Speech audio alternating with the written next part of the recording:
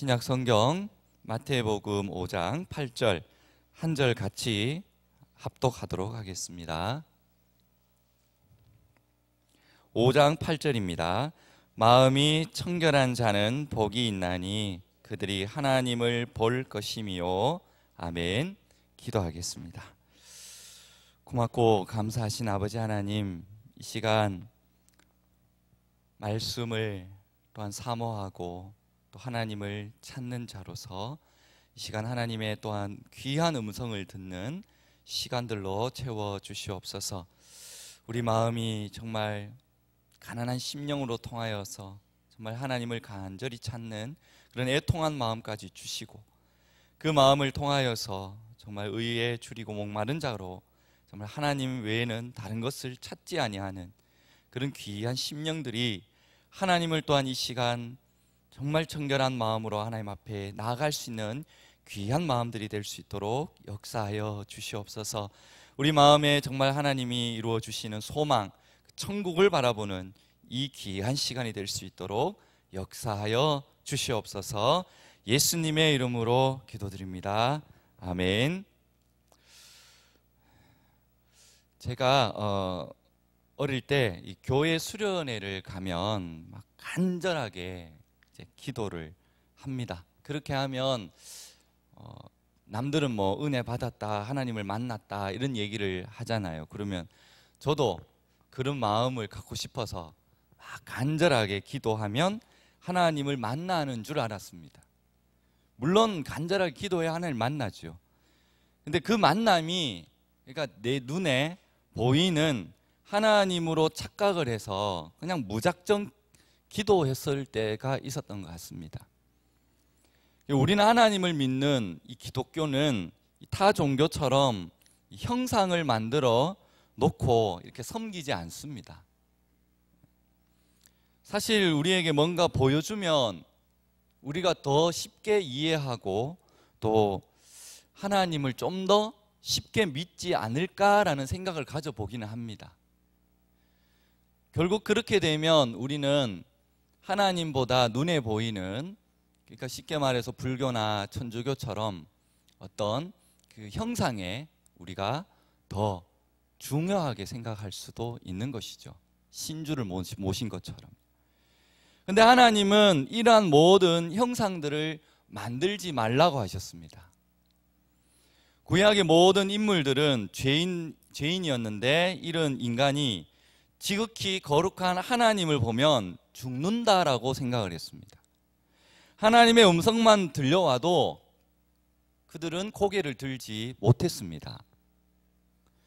이사야도 그랬고 모세도 하나님의 말씀이 들리면 무조건 엎드렸습니다. 출애굽기 33장 20절에 내가 내 얼굴을 보지 못하리니 나를 보고 살 자가 없습니다. 이처럼 하나님을 보는 사람은 그냥 죽을 수밖에 없기 때문에 두려움에 하나님을 볼 수가 없는 것이죠. 그런데 예수님은 오늘 팔복 가운데 이제 6번째인데 하나님을 볼 수 있다라고 말씀합니다. 예수님이 말씀하시는 하나님을 보는 방법은 마음이 청결해야 한다라고 이런 단서를 주셨죠. 그런데 생각해 보면 이 마음이 청결하다라는 것이 어느 정도의 신앙을 말하는 것이겠습니까? 우리는 예수님을 믿는 사람으로 이 마음의 청결함은 어찌 보면 당연한 조건입니다. 그런데 우리의 마음이 정말 청결합니까? 우리는 유치원, 우리 권사님은 유치원 나오지 않으셨겠지만 뭐 초등학교, 국민학교 아니면 중고등학교를 거치면서 우리는 윤리나 도덕을 배웠습니다. 그리고 또 대학교도 가면 교양 과목으로 인문학이라는 것을 어쩔 수 없이 다 배워야 합니다. 우리는 그러한 과목들을 통해서 많은 것을 배워오고 있습니다. 그리고 원래 우리 한국은 동방예의지국이라는 그런 이름도 있었지 않습니까? 그런데 이런 교육을 통해서 우리나라가 더 좋아져야 하고 예의가 발라야 하고 이런 도덕이나 윤리적으로 높아야 하는데도 불구하고 우리나라는 점점 더 어두워져 가고 힘들고 이런 예의를 찾아볼 수 없는 그런 모습으로 지금 떨어져 가고 있다는 것입니다. 어찌 보면 이 마음의 청결을 많은 분들이 어떻게 보면 도덕적 아니면 윤리적으로 아니면 순수한 그 인간적인 마음에서 오는 것이지 않을까라는 생각을 하게 되죠. 그러므로 인간은 정도의 차이가 있을 뿐이지 절대로 마음의 청결을 가져올 수가 없습니다. 이것이 인간의 마음이지 않습니까? 그러면 우리는 좌절하고 낙망할 수밖에 없는 그런 무능한 존재일 수밖에 없지요. 그렇다고 우리는 희망이 없는 것은 아닙니다. 성경에서 말씀하시는 그리스도인의 이 청결한 삶이라는 것은 우리가 너무나 잘 알지만 성령 하나님의 인도하심으로 살아가는 삶, 그리고 하나님의 그 말씀에 순종하는 삶, 이게 정답이잖아요. 너무나 잘 알지 않습니까? 근데 이것은 세상 사람들이 말하는 윤리적이거나 도덕적 아니면 양심적인 그런 삶을 당연히 포함하고 오히려 그 이상을 요구하는 겁니다. 그렇기 때문에 세상 사람들과 우리는 똑같이 살아가서는 안 되는 것이죠. 그러니까 더 어려운 겁니다. 우리가 정말 정결하게 청결하게 살아간다는 게 그만큼 더 어렵다는 것입니다. 오늘 본문의 예수님은 다음과 같이 말씀합니다. 마음이 청결한 자는 복이 있나니 그들이 하나님을 볼 것이며, 하나님은 청결한 마음을 가져 하나님을 볼 수 있는 사람을 찾고 계신다는 것입니다. 하나님을 보아야 우리는 하나님의 뜻을 알 수 있고 또 하나님의 사람으로 살아갈 수 있기 때문입니다. 먼저 이 몇 안 되는 단어들의 개념을 좀 살펴볼까 합니다. 첫 번째는 이 청결입니다. 청결, 우리는 단어 너무 쉽죠. 깨끗하다라고 생각할 수 있습니다. 그런데 이 헬라어 단어가 카사로스라는 단어인데요, 이게 더러움이 없이 깨끗한 상태를 말합니다.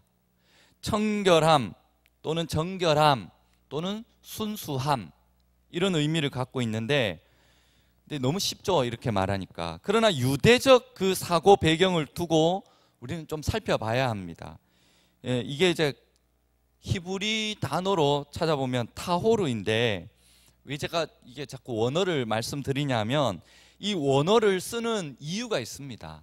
그냥 막 저희들 단어처럼 쓰는 게 아니라 성경에는 이 원어 한 단어를 쓰는 뭔가 이유가 있다는 것이죠. 이 단어가 처음 쓰였던 곳이 있습니다. 갑자기 신약에서 나온 것이 아니라 이 단어가 제일 처음 사용된 것이 구약에 나오는데, 그것이 노아 방주 때 썼던 단어입니다. 그게 어떤 단어냐 하면 창세기 7장 2절에 보시면 너는 모든 정결한 짐승은 암수 7씩 그리고 부정한 것은 암수 2씩을 내게로 데려오라. 그걸 방주에 넣으라는 거죠. 여기서 정결한 짐승에 사용된 단어가 이 단어입니다. 물론 타호르인데 정결하지 않는 것은 반대가 되는 거겠죠. 이 정결은 사실은 구약의 율법 그 그러니까 제사 드리는 단어로도 쓰였습니다. 레위기 7장에 보면 그 고기가 부정한 물건에 접촉되었으면 먹지 말고 불사르라. 그 고기는 깨끗한 자만 먹을 것이니 만일 몸이 부정한 자가 여호와께 속한 화목 제물의 고기를 먹으면 그 사람은 자기 백성 중에서 끊어질 것이요, 만일 누구든지 부정한 것 곧 사람의 부정이나 부정한 짐승이나 부정하고 가증한 모든 물건을 만지고 여호와께 속한 화목 제물의 고기를 먹으면 그 사람도 자기 백성에게 끊어질 것이다. 하나님의 말씀이잖아요.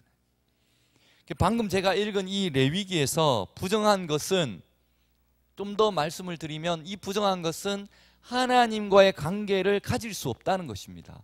하나님 앞에 내어드릴 수가 없다는 것입니다. 그러니까 하나님께 가까이 나아가려면 반드시 이 카사로스, 정결함은 필수적인 요소가 되어야 한다는 겁니다. 그렇기 때문에 정결하다라는 단어를 쓰는 거죠. 그리고 또 하나 단어가 순수함입니다. 순수함. 이거 역시 제의법에 쓰입니다. 제의, 즉 제사 드릴 때 어떨 때 쓰느냐 하면 이 성소 안에 하나님의 궤가 있지 않습니까? 근데 이 궤는 순금으로 싸게 되어 있습니다. 순금 아시죠? 불순물이 섞여 있지 않는 것. 18K가 아니라 24K 중에서도 99.999 불순물이 전혀 없는 순금을 의미합니다. 출애굽기 25장에 보면 그들은 조각목으로 궤를 짜되 길이는 2규빗 반, 너비는 1규빗 반, 높이는 1규빗 반이 되게 하고 너는 순금으로 그것을 싸되 그 안팎을 싸고 위쪽 가장자리로 돌아가며 금태를 두르라. 이것만 아닙니다. 법궤의 뚜껑에 위치한 속죄소도 순금으로 만들어야 합니다. 그리고 등잔대도 마찬가지입니다. 이와 같이 하나님의 특별한 임재가 있는 그 성소의 중요한 부분들, 이처럼 불순물이 전혀 섞이지 않는 순금으로 해야 한다는 것입니다. 이때 사용된 단어 역시 아까 제가 말씀드렸던 타호르입니다. 하나님께 가까이 가기 위해서는 우리 또한 순수한 정결한 마음으로 나아가야 하고 또한 정결하게 하나님 앞에 나아가야 한다는 것입니다. 이러한 제의적인 개념이 이제 신약에 와서는 이게 조금 변합니다. 도덕적이고 영적인 그런 성결의 개념으로 바뀝니다. 그래서 청결한 마음을 신약적인 의미로 조금 달리 표현한 게 두 마음을 품지 말고 오직 하나님만 바라보는 순전한 마음을 가져라, 이런 뜻으로 바뀌게 됩니다. 그런 마음에 하나님이 보이는 것이죠. 그런 마음을 가진 사람이 하나님을 만날 수가 있고 하나님을 경험할 수가 있다는 겁니다. 그래서 우리는 거룩한 신부이죠. 신랑 되신 예수님을 만나는 우리는 거룩한 신부가 되어야 한다는 것입니다. 그러면 이래서 이제 두 번째로 우리가 살펴볼 단어가 마음입니다. 마음. 예수님께서 이 카사로스 앞에다가 수식어를 하나 붙여놨는데 그게 뭐냐? 무엇이 청결한 자입니까? 마음이 청결한 자. 청결한데 마음이 청결해야 됩니다. 하나님은 기본적으로 인간의 마음을 부정한 것으로 보고 계셔요. 예레미야 17장에 보면 만물보다 거짓되고 심히 부패한 것은 마음이라. 누가 능히 이를 알리오마는 나 여호와는 심장을 살피며 폐부를 시험하고 각각 그의 행위와 그의 행실대로 보응하리라. 우리 인정하고 싶지 않지만 이거는 인정해야 할 부분입니다. 예수님을 믿었다고 여러분의 마음이 깨끗해집니까? 어렵죠. 근데 참 이상한 것은 예수님은 이런 여러 가지 마음을 품고 그렇게 괴롭고 골치 아픈 인생을 살지 말라. 그래서 마음이 청결하게 살아라. 그래서 하나님을 보면서 하나님의 그 은혜를 누리면서 살아라. 그렇게 하셨는데 우리가 그렇게 살지 못한다는 것입니다. 그래서 하루에도 우리는 몇 번이라도 딴 생각을 하지 않습니까? 하나님만 생각하고 싶은데도 그것이 그렇게 마음먹은 대로 되지 않는다는 것입니다. 그래서 하나님을 보면서 우리는 감격하는 그런 삶을 살기보다는 오히려 더 쉬운, 내가 정말 힘들다, 왜 이래 힘들지, 내가 왜 이래 불행하게 살아가고 있지, 왜 나는 돈이 없지, 왜 나는 몸이 아프지, 내 마음대로 왜 되지 않지, 이런 어떤 생각들이 더 나를 지배하고 나를 이끌어 간다는 것입니다. 우리들의 모습은 어떻습니까? 과연 저와 여러분들은 청결한 마음을 가지고 하나님을 보면서 그렇게 살아가고 있습니까? 우리가 깨끗해지는 것은 우리 노력으로 되는 것이 아닙니다. 은혜로 되는 것이죠. 인간이 죄 아무리 노력해도 우리의 부패한 마음은 그대로 있습니다. 절대로 바뀔 수 없습니다. 그렇다면 어떻게 사람의 마음이 청결하게 될 수 있을까요? 그 해답은 하나님만이 우리의 마음을 청결하게 하실 수 있다는 그 믿음이 우리를 청결하게 하시는 겁니다. 인간의 마음을 청결하게 할 수 있는 분은 오직 하나님 한 분밖에 없습니다. 우리의 마음을 실제로 씻는 능력은 단 하나, 단 한 가지, 바로 우리 주 예수 그리스도의 보혈의 피밖에 없는 줄 믿습니다. 찬송가 252장에 보면 나의 죄를 씻기는 예수의 피밖에 없네. 다시 정케하기도 예수의 피밖에 없네. 예수의 흘린 피 날 희게 하오니 귀하고 귀하다 예수의 피밖에 없네. 우리 252장 찬송하겠습니다. 252장입니다.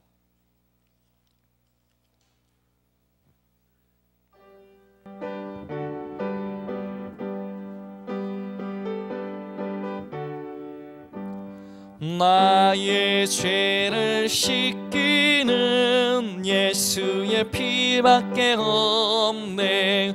다시 정케하기도 예수의 피밖에 없네. 예수의 흘린 피 날 희게 하오니 귀하고 귀하다 예수의 피밖에 없네. 나를 정케하기는 예수의 피밖에 없네. 사죄하는 증거도 예수의 피밖에 없네.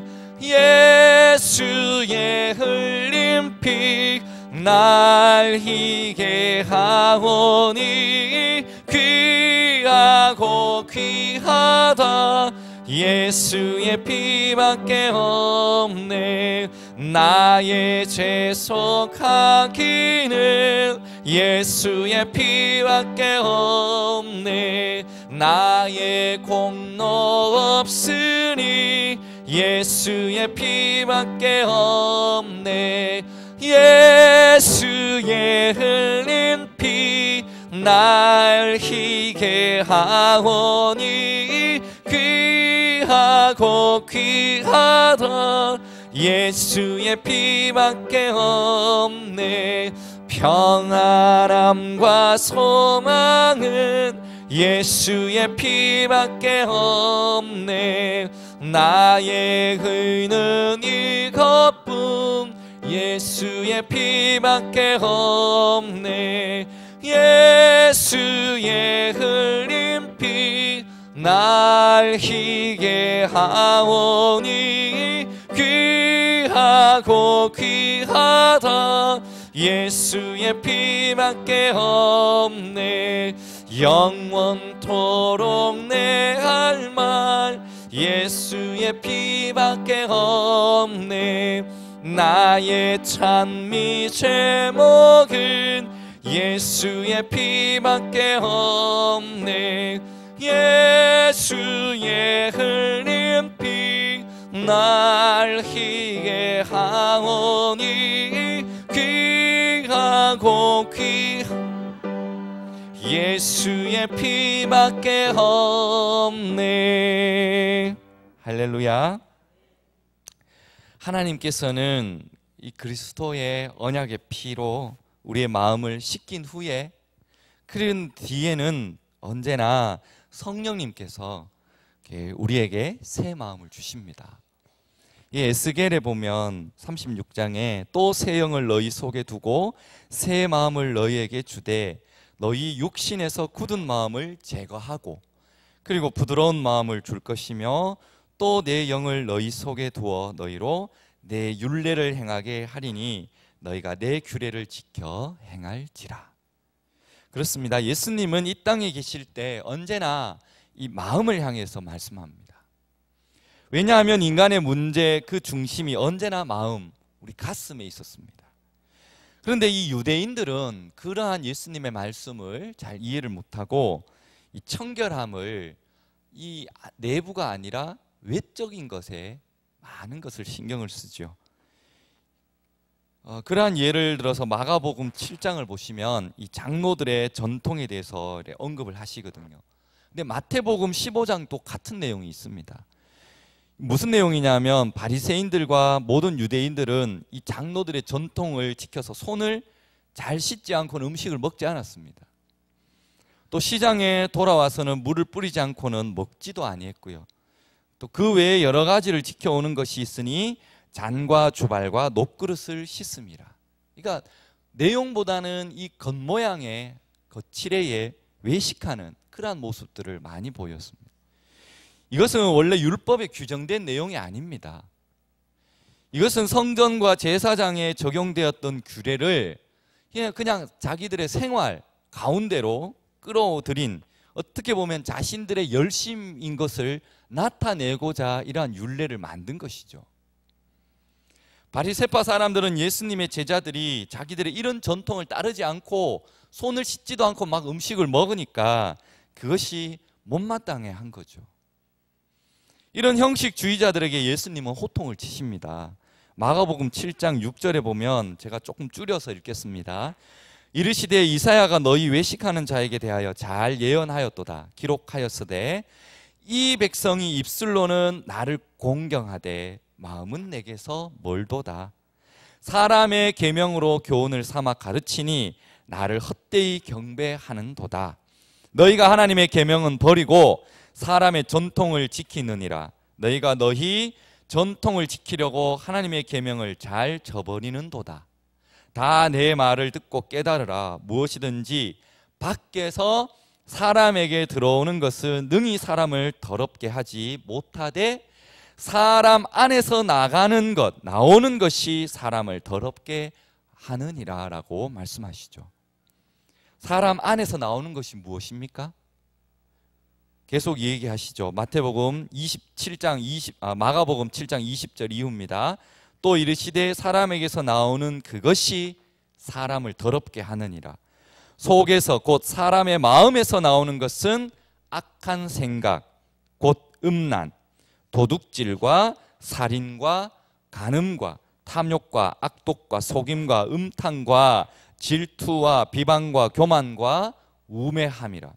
이 모든 악한 것이 다 속에서 나와서 사람을 더럽히느니라. 예수님이 보시기에는 이 문제는 인간의 심각한 마음의 질병을 나무라고 계신 겁니다. 의롭다고 그렇게 자처하는 사람들의 부패는 형식의 문제가 있었던 것이 아니라 바로 마음에 있었던 것입니다. 형식도 문제는 있었죠. 그런데 예수님은 서기관들과 바리새인들을 꾸짖는 이 마태복음 24장에 보면 더욱 집중적으로 호되게 꾸지람을 하시죠.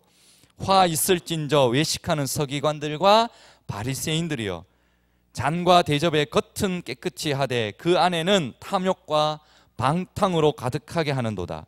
눈먼 바리새인들이여, 너는 먼저 안을 깨끗이 하라. 그리하면 겉도 깨끗하리라. 화 있을진저 외식하는 서기관들과 바리새인들이여, 회칠한 무덤 같으니 겉으로는 아름답게 보이나 그 안에는 죽은 사람의 뼈와 모든 더러운 것이 가득하도다. 이와 같이 너희도 겉으로는 사람에게 옳게 보이되 안으로는 외식과 불법이 가득하도다. 이 마태복음 23장 전체가 이 내용입니다. 이것이 예수님이 팔복에서 마음의 청결을 언급하는 배경이 되신 거죠. 정결은 중요합니다. 하나님은 깨끗한 것을, 거룩한 것을 원하십니다. 거룩하신 하나님 앞에 부정된 그런 상태로는 나아갈 수가 없습니다. 그러나 하나님이 보이는 그 정결함은 외형과 형식이 아니라 영혼이고 마음의 중심인 것입니다. 그래서 마음이 청결한 자가 복이 있다고 말씀하신 겁니다. 반면 마음이 잘못되어 있으면 외모만 가꾸는 그런 바리새인들에게는 복이 있나니가 아니라 바로 화 있을진저라는 그러한 말만 반복하는 것밖에 되지 않습니다. 이것을 보면 마음이 얼마나 중요한지 알 수 있습니다. 그리고 결국 인간의 문제는 마음의 문제라는 것을 알 수가 있죠. 사람들의 고통도 우리는 가슴으로 당합니다. 가슴이 아프다라고 하지 않습니까? 어려운 일이 있으면 가슴이 탄다라고도 말합니다. 가슴이 답답하다라고도 말합니다. 속이 쓰리다라고도 말하죠. 이런 모든 것이 인간 문제는 항상 가슴에 자리 잡고 있기 때문입니다.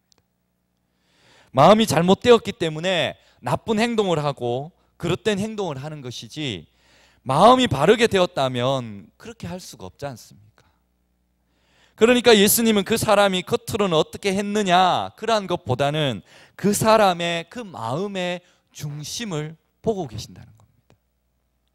이 세 번째로 살펴볼 것은 이제 마음의 청결은 결국 동기의 그 순수함이 있어야 합니다. 하나님은 사람의 중심을 보시기 때문이죠. 당시 예수님을 따르는 무리들은 예수님을 기대하시는 것만큼 그렇게 깨끗한 동기로 따라다니지 않았습니다. 그들은 정치적인 이유도 있었고, 왜 한 자리 차지했으면 좋겠다는 생각을 가졌죠. 또 사회적인 욕구도 있었습니다. 늘 예수님을 따라다니면 풍족히 먹을 수 있었습니다. 그리고 세속적인 욕구도 있었습니다. 이것이 그들의 동기의 목적이었습니다. 그래서 주님은 이렇게 말씀하시죠. 요한복음 6장 26절에 보면 너희가 나를 찾는 것은 표적을 본 까닭이 아니요 떡을 먹고 배부른 까닭이로다. 썩을 양식을 위하지 일하지 말고 영생하도록 있는 양식을 위하여 하라고 말씀하십니다. 우리는 결론에 관심을 갖지만 예수님은 항상 이 동기에 관심을 갖고 계셨죠. 어떠한 동기로 그 일을 하느냐 말이죠. 우리에게는 아무리 봉사를 많이 하고 부지런히 하고 교회 일을 한다고 해도 주님은 어떠한 마음으로 그러한 봉사를 하고 헌신을 하고 교회 일을 하느냐라는 그 중심을 보고 계신다는 것입니다. 내 동기도 선하고 결과도 선하다, 그러면 우리는 할 말이 없죠. 이보다 더 좋은 것이 어디 있겠습니까? 그런데 동기는 좋았는데 결과가 나쁠 때가 많이 있습니다. 그렇다면 사람들은 이에 대해서 어떻게 반응하나요? 그 동기보다는 결과를 중시하니까 당연히 책임을 묻습니다.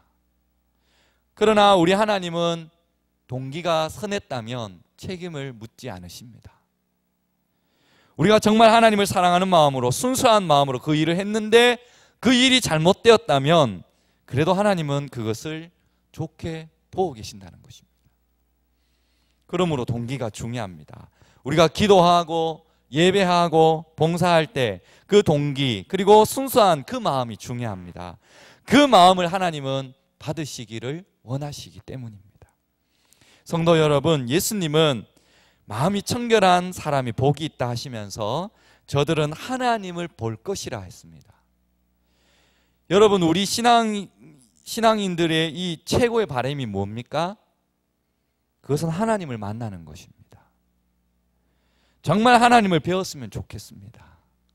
예수님을 만났으면 좋겠습니다. 꿈에서라도 만났으면 좋겠습니다. 그러면 이제 마지막으로 하나님을 만나는 것, 즉 하나님을 본다는 것은 무슨 뜻이 있겠습니까?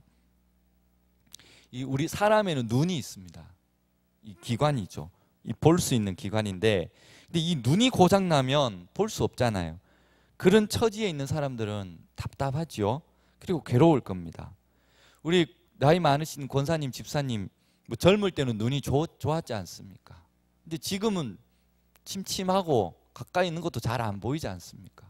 돋보기를 껴야 하고, 그죠? 얼마나 불편합니까? 때로는 눈물샘에 이 눈물이 나와야 되는데 눈물샘에 눈물이 안 나오면 건조하죠. 그러면 인공 눈물을 넣어야 하고, 이 반대로 또 눈물샘에서 너무 눈물이 많이 나와도 이거는 또한 불편합니다. 우리 눈은 깜빡깜빡 해야 합니다. 제가 세보진 않았지만 하루에 25,000번 깜빡인답니다.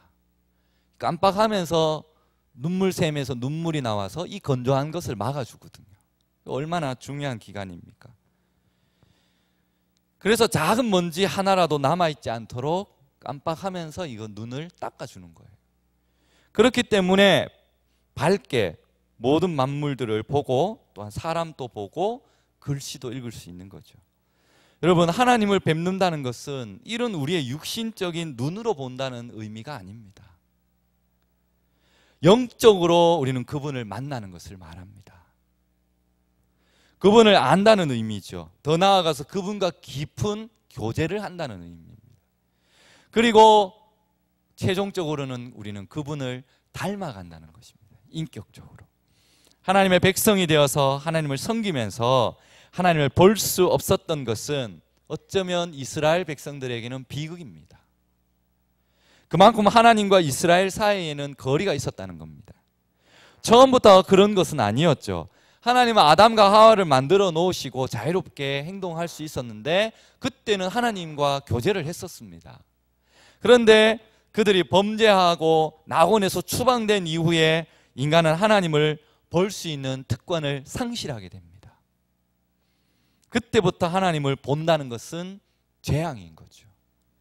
하나님을 보고 살아남을 수 없었던 이유는 바로 하나님은 거룩한 하나님이기 때문에 우리 죄악으로, 죄인된 우리의 몸으로 하나님께 나아갈 수가 없는 것이거든요.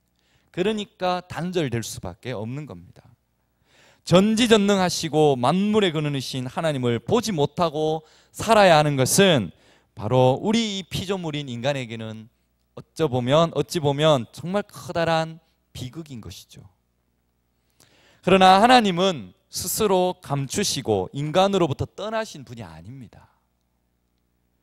하나님을 보고 살 자가 없는 것이 분명한 사실이지만 그러함에도 불구하고 하나님은 여러 차례 사람에게 보여주셨습니다.